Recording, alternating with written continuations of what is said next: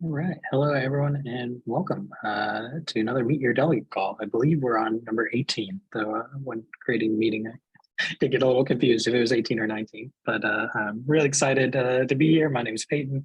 I'm one of the governance facilitators at MakerDAO, and I'm joined by some awesome Maker folks and two people in particular that are interested in becoming recognized delegates. So we'll have about 30 minutes per recognized delegate today. We'll hear a little bit about their platform, what they stand for, why they wanted to be a recognized delegate at Maker, and then open it up to questions. Yeah, I guess maybe some crowd rules. Meeting is being recorded, so let's try not to talk over each other. Questions really encouraged. You can use the raise hand feature in Zoom if you want to join the quote unquote speakers list. If you're unable or unwilling to hop on the mic, you can always drop your question in the chat and I'll bring it up when conversationally appropriate. All right. I think that covers us all now, Jason. Sorry for the stutter step there, but I will pass it over to you. Oh, good. No, I appreciate it, Peyton. Yeah, it's a real honor to be speaking with all you guys today. I'm really excited about this. Instead of jumping straight into the platform statement and kind of what I wanted to go through today, I'll give you guys like maybe 30 seconds of background on myself. And then I can assure you that I will not take 30 minutes here because you guys will be bored to death if I speak for 30 minutes straight. So I'm Jason Yanowitz. I'm from San Francisco, went to school down in Atlanta. I live in New York right now. I've lived in New York for the last several years. I live out in Brooklyn. I've been following Maker since really the early days of my kind of crypto story. Is my family's Hungarian. I used to live in Budapest, and a lot of my friends out there got me very into crypto. Actually, it was really just Bitcoin in 2015. I moved to New York, worked at a venture firm for a bit, was kind of like the young kid at the firm, basically like trying to get these old school ex-Lehman Brothers, Bear Stearns folks to look at crypto. This was 2016. 2017, the market starts ripping, the ICO boom. And I was kind of the only person at the firm still looking at crypto and kind of getting laughed out of the room by these old Wall Street folks. And finally, I convinced these people. I remember my boss, this guy, Tim, he's like this really angry old, like kind of your quintessential finance person. He's like, fine, bring me to an event. Like I'll go to an event with you. So this is like probably mid 2017 at this point. I bring him to an event and in New York, and it was kind of just like your classic like bunch of 22-year-olds, like Bitcoin's gonna bring down the banks, like very like anti-Wall Street. And I essentially got laughed out of the room when I got back to the VC firm the next day. And that's when the idea for Blockworks kind of hit me, which was, okay, all the events like seem very scammy and like shady to these like old school traditional capital markets folks. When you look at the information in the industry back then, you didn't have a lot of podcasts, you didn't have like media companies. It was all siloed on, basically all the information was siloed on Reddit and Twitter. But if you talk to the old capital markets folks, it was like, they're not going to read or definitely not going to allocate to a new asset class just by listening to like Crypto Bobby and Crypto Panda and like Whale God, so that was kind of the impetus for starting Blockworks, which was our thesis was essentially just that crypto would eventually become one of the largest asset classes, if not the largest asset class in the entire world. The space would get professionalized, move from just like this retail only asset class. If any of you guys were, I'm assuming a lot of you guys were around in 2017, like very, very, very retail focused. It would get professionalized. It would grow by orders of magnitude. The number of people and investors who came into the industry, both full-time investors and part-time investors, would grow by orders of magnitude. And those investors were going to need a better source of information. And so that leads me into Blockworks. And then I swear I'll tie this together with Maker in a second, which is that. So that's what I've been doing for the last 4.5 years, is founded Blockworks in 2017. And we've really built one of the largest information and media platforms in crypto. So we have a big news team. We have the largest network of podcasts. I host a podcast with this guy, Santiago Santos, who is ex-Parify. We just launched Blockworks Research to go head to head with folks like Masari and The Block and Delphi. And then personally, I'm just very passionate about like improving the information flow inside of crypto, whether that's like top of funnel information like podcasts and newsletters or data or research or whatever it may be. So that ties into Maker, because I have been sitting here kind of on the outside watching Maker, just as, I mean, long-term Maker holder and like long-term supporter of the DAO. I've just kind of been sitting here being like, this is such an incredible platform. I have really, really strong conviction that DeFi is going to grow. I wrote this in the platform, but grow exponentially in the coming decades and even the coming years. I have very strong conviction that Maker has the opportunity to become the backbone of the new financial system, which will make ultimately Maker one of the most, I think, impactful initiatives in the history of global finance, which is just like, I sometimes like struggle to even comprehend how big the opportunity for Maker really is. But as an outsider, kind of looking in to the Maker community, like reading all the forums, haven't really been actively like voting on things or like participating too much, but I've kind of been looking at this saying like, we have an information problem here.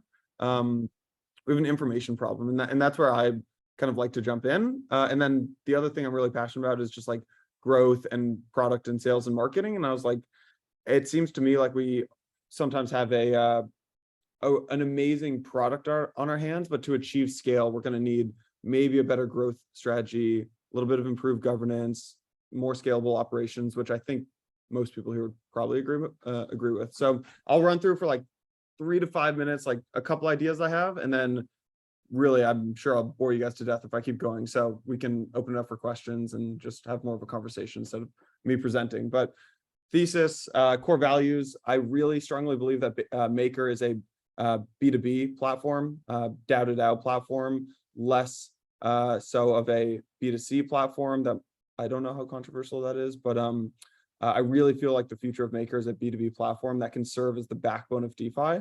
That's the first core belief there. The second core belief is that Maker should really focus on expanding over the next couple of years, DAI's market share by building connections with more protocols, kind of like what we've done with Aave, but more protocols both inside and outside of Ethereum. And then the last thing is that I think that Maker has to improve its governance and really its incentives by balancing like what I would call pragmatic governance with the pressing need for long-term decentralization. I don't know how many of you guys listened to Rune's conversation on the chopping block with Hasu, but like, I don't know, just to tell you guys where I kind of fall out on that. I would like, Rune has this belief that like, if left to their own, it seems like from listening to that, like if left to their own will essentially like suck value out of a system and do things that are just for themselves essentially. And will ultimately ruin the platform if people are left to their own nature. And I kind of just fundamentally disagree with that. I think I probably have more of a trust in like people and trust in humans, but I also really believe in like capitalist societies that set up incentives in the right way. And I think we have an opportunity to do that here at Maker. So 3 things I covered in my delegate platform, which I wrote about. You guys can see it on the forum, but one is growth strategy. So expanding DAI's supply and market share, I think, is really crucial to making Maker an economically viable protocol at scale. Increasing the DAI supply increases our total capital available, improves unit economics. I'm sure everyone here agrees with that. I think Maker's done incredibly well within the ETH community. Like, you ask any person within ETH what they think of Maker, and it's hands down they love Maker. But I think to distribute DAI more widely, we have to integrate and become like very popular with communities outside of Ethereum. I think we're starting to see the trend of like protocol specific stables, like Aave coming out with their own stable. Those are going to become more and more and more popular. I think we have to push the relationships quickly and incorporate DAI into other protocols as quickly as possible before these like the narrative of protocol specific stables becomes really popular in the next several months. And I think like, I'd honestly be curious to have a conversation about this at some point, but I think we should view DAI and Maker as a more B2B business where our end customers are other DAOs. And I can expand on that too later. Governance, I tend to agree with Hasu's vision of DAO governance. I think probably like if you look at how the media is portrayed, like Rune's endgame versus like what Hasu proposed, like it's kind of these 2 factions that are like fighting against each other. I think that's probably like the media hyping it up too much. I think there's probably somewhere in the middle where this stuff comes down. And I think they actually agree on more things than they disagree on. But I think with governance, I think one of the first issues is you need to find a way to get delegates paid by the DAO on things that incentivize success, long-term success, not just like voter participation, but quality of decisions and stuff like that. I think probably the biggest thing and one of the biggest things in my mind is like, if you had a company, if you took for Blockworks, like recruiting is probably my most important job, like bringing amazing 10 out of 10 talent into Blockworks. When I look at Maker, I think there needs to be better incentives to bring top talent into the protocol. I would think of this as like the recruiting unit. And if I missed this, I might have just completely missed it, but I don't know, you would never really scale a multi-billion-dollar platform or company without a recruiting arm. And I think that I'm of the belief that DAOs are no different, right? So I would propose something like a recruiting unit, a better incentive system to just get the best minds in crypto coming together to participate in Maker's long-term strategy. So that's kind of that. And then on just scalable operations, again, as almost an outsider looking in, sometimes Maker's culture feels really tense and at times hostile. So when I talk to other founders in the industry who like want to get involved with Maker, they're like, yeah, I'm involved in like Uniswap governance. I'm involved in a bunch of other like other protocols, but like Maker's culture is just like too tense and like too hostile for me. And I think there are good reasons for that, honestly, because it's created a very anti-fragile system. But I do have some ideas for just like, I don't know, how to create bi-directional trust across like holders and core units. And I don't know, I think when times get really tough, people end up walking away from bad cultures. But with amazing cultures, there's no amount of pain that can tear people apart. And I think that's the culture Maker should strive to create. So that's kind of, I don't know, at the risk of rambling on, I'll stop there and can turn this into more of a conversation, but that's hopefully a helpful little overview. That's really awesome. Thank you, Jason. And even inspired some quality questions already coming in. So if you're okay with it, I'll just jump straight in. Yeah. Awesome. First one came from Alvin. It says, always, my ultimate question is how to create demand for DAI and stables. So yeah, curious if anything from your kind of guiding your platform take on the demand side of the equation. Yeah, I think I mean, I'm probably, again, an outsider. I feel like an outsider looking in, but like I would agree with Tej. I would say like he wrote this piece, like DAI is the destination, talking about real world assets and then the D3M. And I would say I think that's where a lot of the growth for the demand of DAI will end up coming from. That's what I would. That's probably my thesis there. And I think what ends up happening, by the way, is like I think Maker's done a really interesting thing that a lot of other folks can take inspiration from, which is like you decentralize as you go up the product stack. So like if you take like loans at Maker fully decentralized, then you take like you go up the product stack and you've got like the PSM, it's like very decentralized. Then you go up the stack again, it's like real world assets and the D3M. You could argue it's like not very decentralized, like there's a lot of hands-on talent and a lot of hands-on things that people need to do. And I think that's fine to like not have it very decentralized right now, but as that product gets figured out, you figure out how to build decentralized mechanisms into it.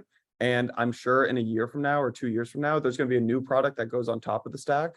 We figure out how to make real world assets and D3M more decentralized. And then you keep building new products on top of the stack that drive demand for DAI. So that, I don't know, that's my thesis on it. That's awesome. Thank you. Had another question, this one from Raphael, another recognized delegate, asking what's your take on censorship resistance? Obviously, probably the hottest topic of the month and like the biggest conversation I think people are having right now.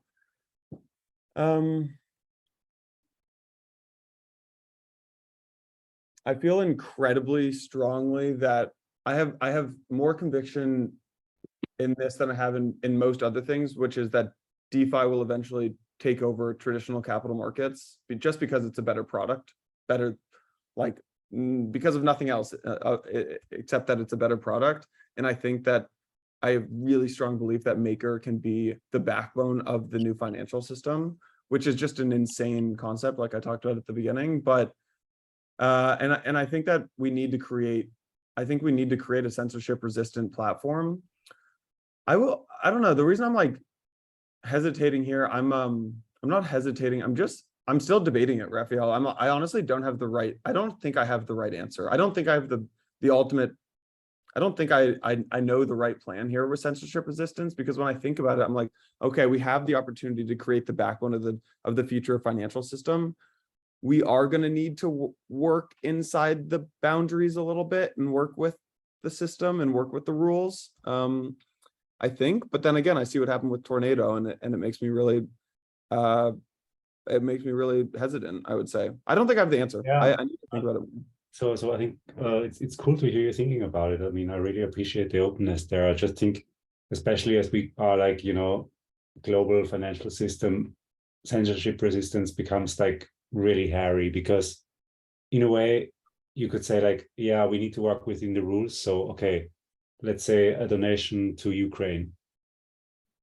Are you financing terrorism or freedom fighters? You know what I mean? And this is the point where you quickly realize it's not possible. Either you are global or you are a US chain, and then or a US protocol, and then it's like.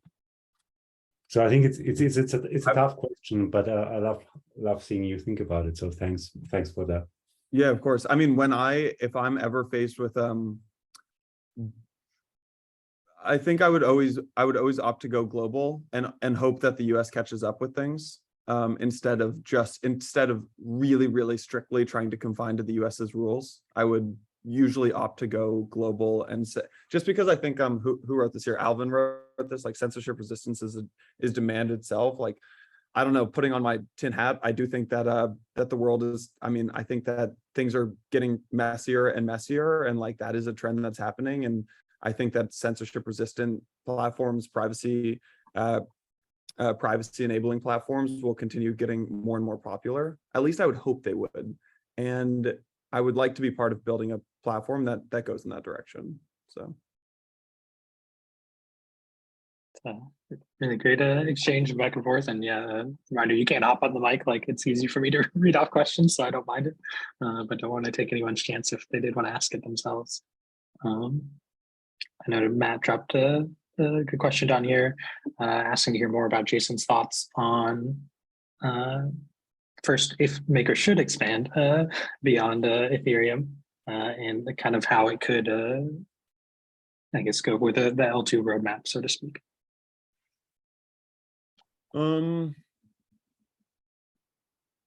Matt, do you not think it could do that both are possible?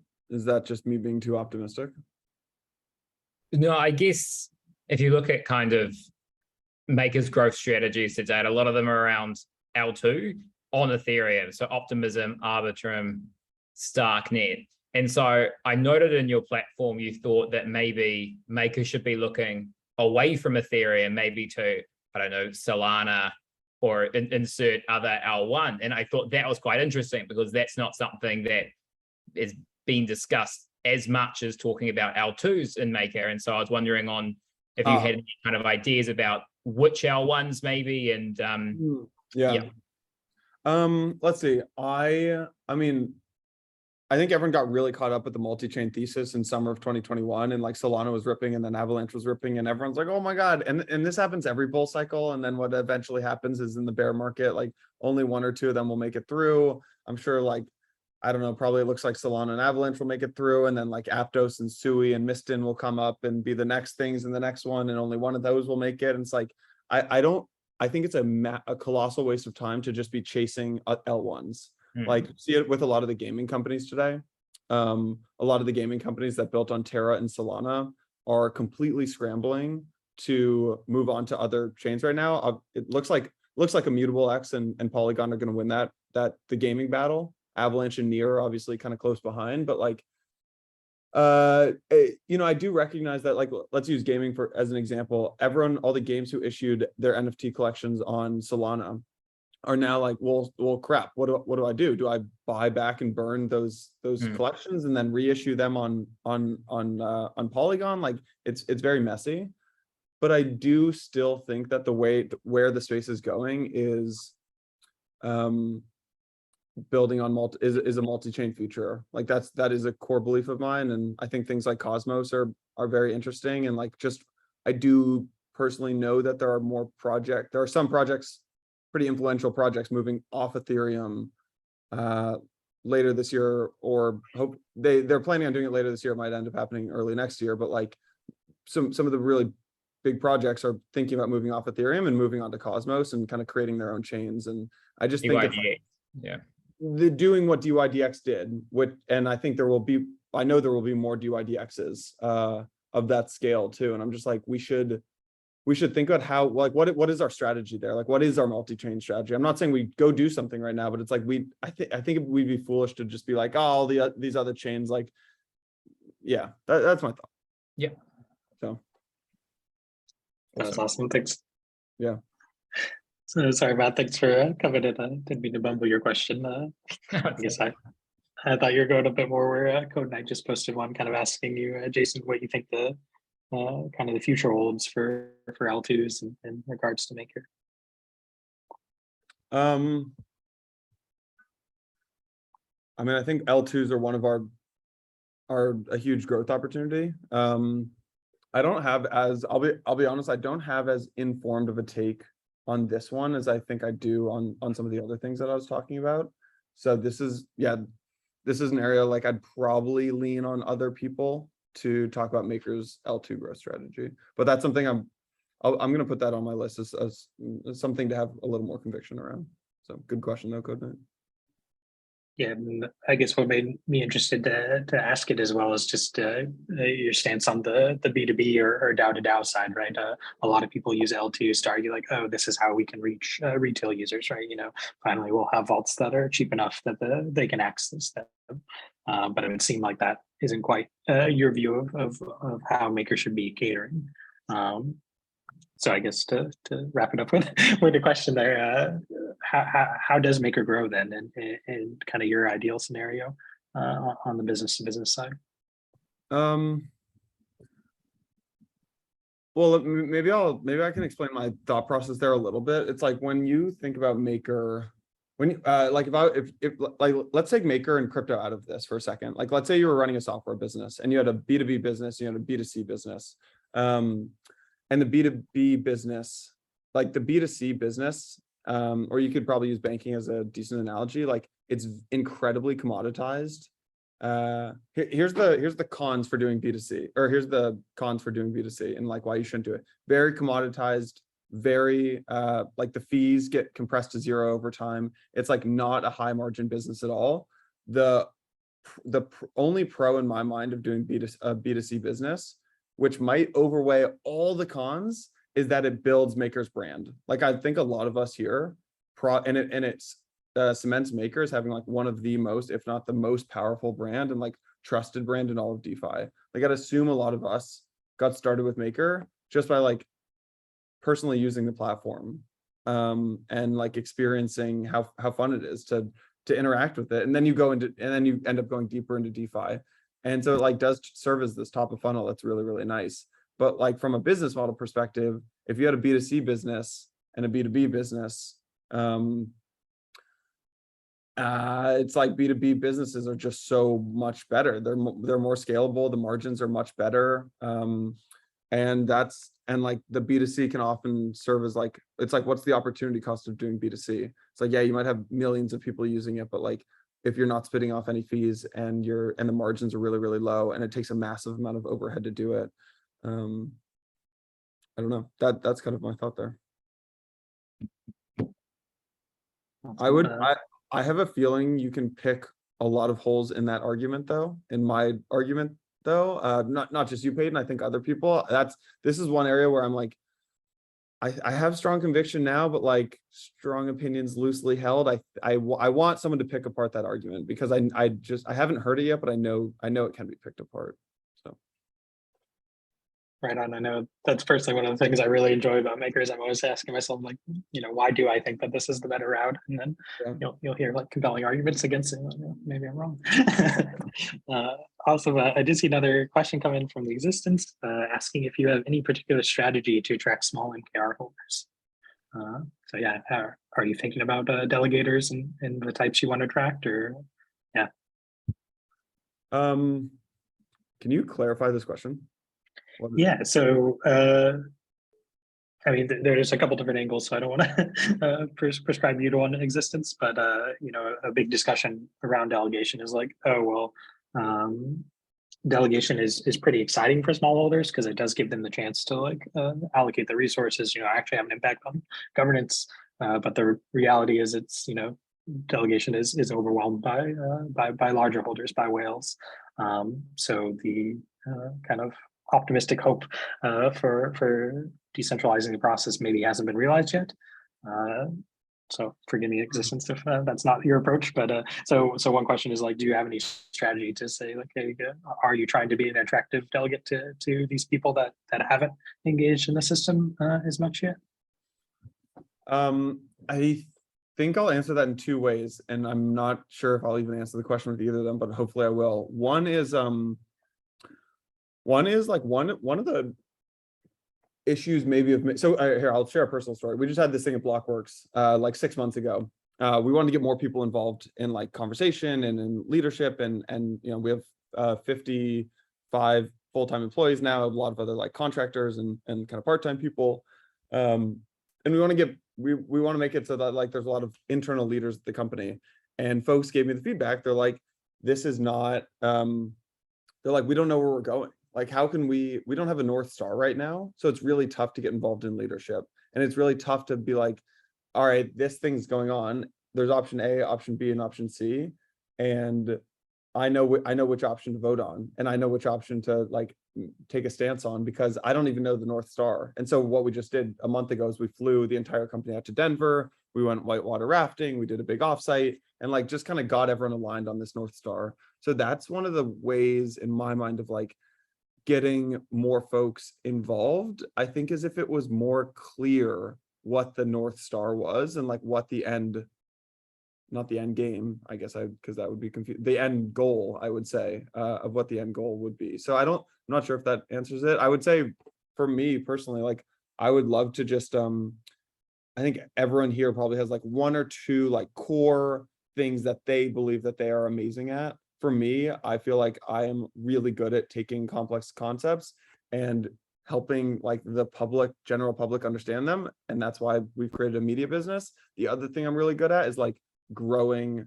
brands, or like growing, I don't know, honestly, just growing products, like launching a newsletter and getting 300,000 subscribers, or like launching a podcast and having 20,000 people listen to it every day, or like launching a Twitter account, having 500,000 followers. Like those kind of things I think I'm good at. And I would like to kind of combine those two things to help get more small, like quote unquote, smaller folks involved.